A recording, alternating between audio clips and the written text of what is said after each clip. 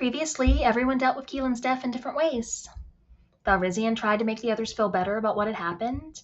Yuri spent some time at the shrine in Port Freehaven before returning to the ship and making it clear that he wouldn't blame anyone for leaving at any time. Sean and Tornak were both furious with Keelan for choosing to not come back when he had the chance. Taria was simply very, very sad.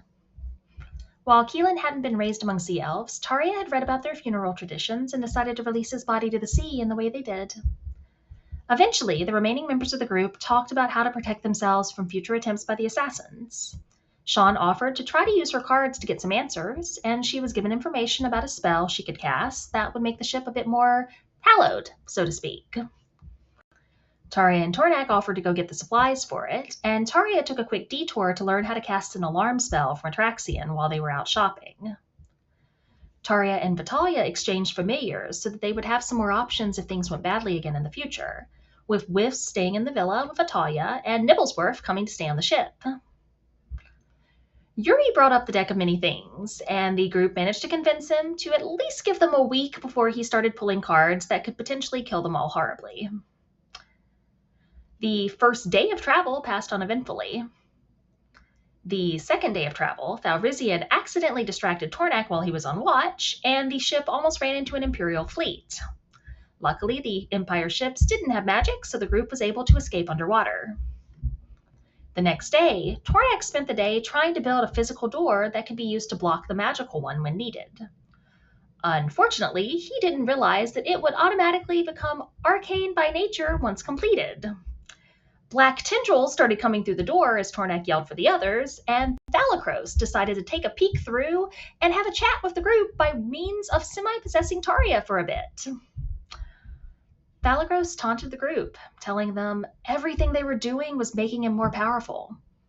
It was hard to tell if he was playing mind games or telling the truth, since insight checking a god isn't exactly easy. They were able to get rid of the doorway, but the black tendrils made a number of odd marks on the ship's deck that looked almost runic in nature. Sean and Taria took a closer look at them. It was difficult to figure out all the details, but they got the impression that their ship had just been cursed by a god. And Sean was fairly certain it would take a wish to undo it. The ship moved on, and they eventually reached the next waystone they were heading towards. Once they arrived, the markings on the ship turned dark black and pointed downwards, which, wasn't at all concerning. Taria cast water breathing on everyone, and they shrunk the ship and put it in its bottle. Tish stayed behind in case they needed to bring it out and quickly put it in underwater mode. Eventually, they reached an underwater cave with a pocket of air inside. There was a canal inside with a skiff sitting on it. Oddly, while they saw similar markings to previous caches, Sean and Taria's hands didn't glow. The group got on the skiff when it was clear there was no other way forward. Eventually, the water underneath it started to look odd. It shifted into something resembling a white crystalline liquid. They started seeing more of the sigils they were used to seeing in the caches, but they had been altered to have new words written over them. Ours, together, home. Then they arrived at what was obviously the entrance. An elf with ashen skin dressed in clothing from the east was waiting for them, sitting on something invisible. He was wearing functional, scholarly clothing, and his left arm was clearly modified and had metal mixed in with the flesh. His name is Rydell, and he was very blunt and quick-speaking.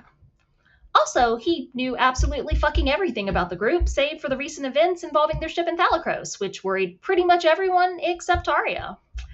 He claimed to know Auntie Suzanne, and magic was obviously important to him. Sean picked up on the fact that he was clearly very good at being careful with his wording, to the point where he wasn't saying anything untrue, but she got the impression he also wasn't saying everything by any means. There was very obviously a lot being left out of his answers to their questions. He claimed to essentially be everything they needed. He could do alchemy better than Keelan. He could help magically protect their ship. He could teach Taria new spells. Hence, Taria not being worried about the many, many, many worrisome things about him. Taria instantly trusted him and thought he was the best thing ever. Most of the others were more skeptical, but they agreed to give him a chance since the last strange man they picked up in an underwater cave turned out okay. So far, at least. If nothing else, they could interrogate him further when they weren't in quite as dangerous surroundings. Then they prepared to head further into the cache, unsure what to expect, what with the lack of glowing hands and the clearly modified sigils. And that is where we left off.